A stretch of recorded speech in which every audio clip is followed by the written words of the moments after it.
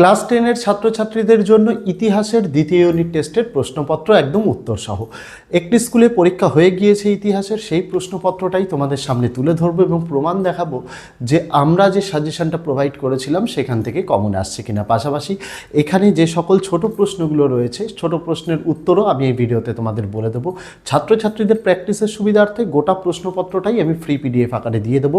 Video চলাকালীন ভিডিওর মধ্যে একটি পাসওয়ার্ড দেখানো থাকবে সম্পূর্ণ ছোট হাতের, আর এই ভিডিওর ডেসক্রিপশনে দেওয়া থাকবে ফ্রি পিডিএফ ডাউনলোডের লিঙ্ক। সেখানে ক্লিক করলে যখনই পাসওয়ার্ড চাইবে সেখানে পাসওয়ার্ডটি সম্পূর্ণ ছোট হাতে দিয়ে দিলে ডাউনলোড করে নিতে পারবে এই পিডিএফটি।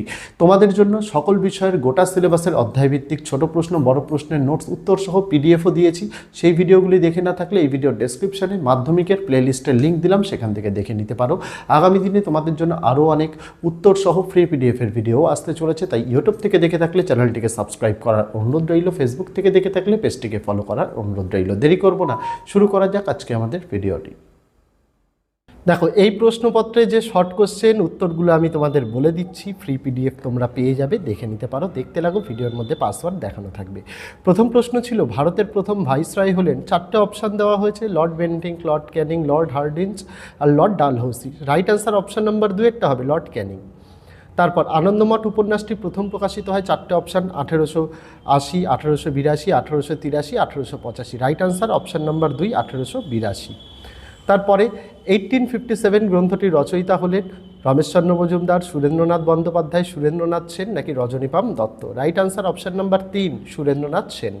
তারপর শিবপুর বোটানিক্যাল গার্ডেন এর প্রতিষ্ঠাতা ডক্টর উইলিয়াম রক্সবার্গ নাকি জেমস রেনাল নাকি কর্নেল রবার্ট কিড নাকি John Mack. Right answer option number 3, colonel Robert Kyd. উমর প্রশ্ন, বিশ্বভারতীয় কেন্দ্রীয় বিশ্ববিদ্যালয়ের মর্যাদা পায় অপশান নাম্বার 1 1950 খ্রিস্টাব্দ, 1951 খ্রিস্টাব্দ, 1952 খ্রিস্টাব্দ নাকি 1953 খ্রিস্টাব্দ। রাইট আনসার অপশান নাম্বার 2, 1951 খ্রিস্টাব্দ। তারপরে চয়ের দাগের প্রশ্নটা, জাতীয় শিক্ষা পরিষদের প্রথম সভাপতি হলেন অপশান নাম্বার এ অরবিন্দ ঘোষ, রাসবিহারী ঘোষ, সত্যেন্দ্রনাথ ঠাকুর নাকি Rajnarayan Basu. Right answer option number 2 একটা, রাসবিহারী ঘোষ। তারপর গণমানী পত্রিকার সম্পাদক ছিলেন কাজী নজরুল ইসলাম, মুজাফফর আহমেদ, এম.এস. ডাঙ্গে নাকি P C. Joshi. Right answer option number 2 একটা, মুজাফফর আহমেদ। বর্গের জয়টা 3 কাঠিয়া ব্যবস্থা প্রচলিত ছিল উত্তরপ্রদেশে, বাংলায়, বিহারে নাকি উড়িষ্যায়। রাইট আনসার হয়ে যাবে তোমাদের অপশান নাম্বার 3, বিহারে। ঝয়েরটা এআইটিউসি এর প্রথম সম্পাদক হলেন দেওয়ান চমনলাল, চিত্তরঞ্জন দাস, লালা লাজপত রায় নাকি সুভাষচন্দ্র বসু। রাইট আনসার হয়ে যাবে দেওয়ান চমনলাল, প্রথম সম্পাদক, এটা মনে রাখতে হবে, প্রথম সম্পাদক।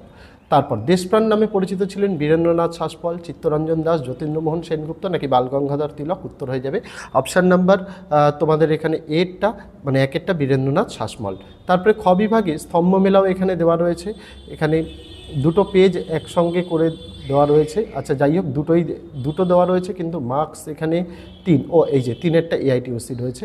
আমি তোমাদের দেখিয়ে দিই। প্রথমে কংগ্রেসের সমাজতন্ত্রী দল যেটা, সেটা হয়ে যাবে এই যে 1934 খ্রিস্টাব্দে। তারপর বসুবিজ্ঞান মন্দির, এর উত্তর হয়ে যাবে 1917 খ্রিস্টাব্দে। আর তারপর এআইটিউসি অর্থাৎ all India trade union Congress, এটার উত্তর হয়ে যাবে এই যে 1920 খ্রিস্টাব্দ। তারপরে তোমাদের এখানে ম্যাপ পয়েন্টিং রয়েছে। ম্যাপ পয়েন্টিংয়ের তো ফ্রি পিডিএফ অনেক আগেই তোমাদের দিয়ে দিয়েছি, তাই আলাদা করে কিছু দেখানোর নেই। এখানে 2 নম্বরের যে প্রশ্নগুলো দেখো, আমাদের সাজেশন থেকে হুবহু কমন। মহারানীর ঘোষণাপত্রের ঐতিহাসিক তাৎপর্য কী, তারপরে পঞ্চানন কর্মকার বিখ্যাত কেন, তারপরে গান্ধীজি কেন লবণ সত্যাগ্রহ দিয়ে আইন অমান্য আন্দোলন শুরু করেন, তারপর রম্পা বিদ্রোহ কোথায় কেন হয়, তারপরে মিরাট ষড়যন্ত্র মামলায় যুক্ত 2 জন ব্রিটিশ কমিউনিস্ট এর নাম, এটা আমি তোমাদের বলে দিচ্ছি। 2 জন ব্রিটিশ কমিউনিস্টের নাম হচ্ছে, একজন হচ্ছে ফিলিপ স্প্র্যাট আর একজন বেঞ্জামিন ব্র্যাডলি। তারপরের কোশ্চেনগুলো হুবহু কমন। মহাবিদ্রোহের প্রতি শিক্ষিত বাঙালি সমাজের মনোভাব কীরূপ ছিল। তারপরের প্রশ্ন, বাঙালি ছাপাখানার বিকাশে উপেন্দ্রকিশোর রায়চৌধুরীর ভূমিকা। তারপর বারদৌলি সত্যাগ্রহের কারণ কী ছিল, একটু পেজটাকে ছোট করে নিই, দেখতে সুবিধা হবে। এই আন্দোলনে যুক্ত 2 জন নেতার নাম লেখো। একই সাথে ব্রুমফিল্ড ম্যাক্সওয়েল কমিটি কেন গঠিত হয়।